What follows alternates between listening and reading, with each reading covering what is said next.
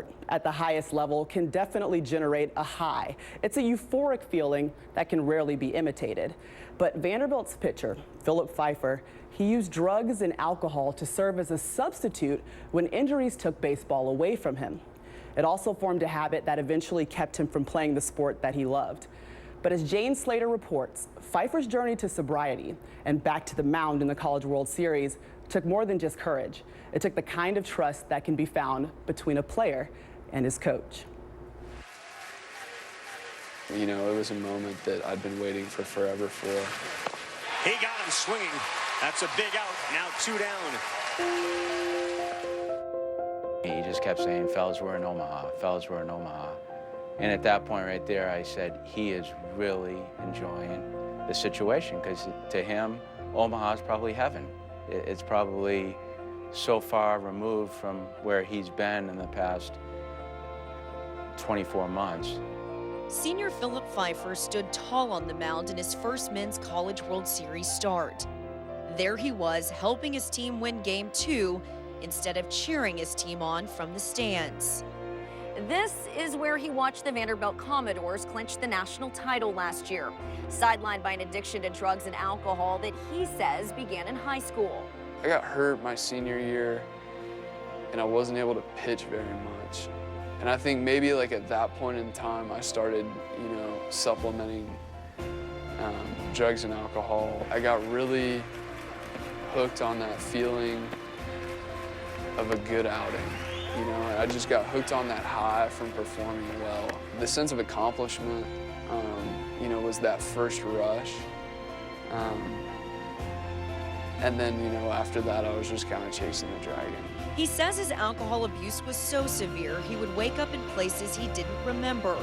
In the summer, before his junior year at Vanderbilt, he says he had more access to drugs and his usage increased. Sometimes, from the outside, things look good.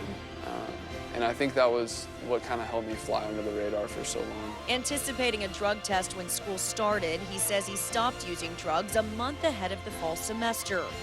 But it was too late. I think I got tested on a Wednesday, and the next Monday I got called into our head of sports medicine's office, and he said, Phil, you tested positive for something that you shouldn't have. After marijuana was found in his system, he was tasked with telling his coach. I said, look, coach, I've made a mistake. I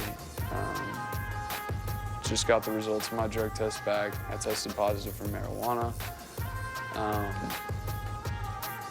I'm so sorry. He said, Phil, I have to suspend you from the team indefinitely, and I think you need to go to treatment. I look at these kids as if they're mine. At that time when I did that, I wasn't concerned about the baseball. I was concerned about him and being able to live more life and have more days on earth, rather than just gloss it over with a ball and a bat and say things will work their way out. Baseball will help you that way. I knew that that wasn't the right decision. The next day I was in a car on my way to Cumberland Heights to seek help. Do you think if there hadn't been the failed drug test, that you would have figured that out?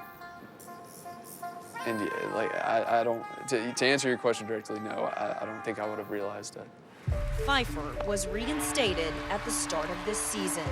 I feel good about my game because I put in the work before, you know, in practice. Yeah, I put in the work every day so that I know my skills will be there. You know, I put in the work every day on myself, you know, so I know my happiness will be there. To see him come full circle, how does that make you feel as a coach and a surrogate father?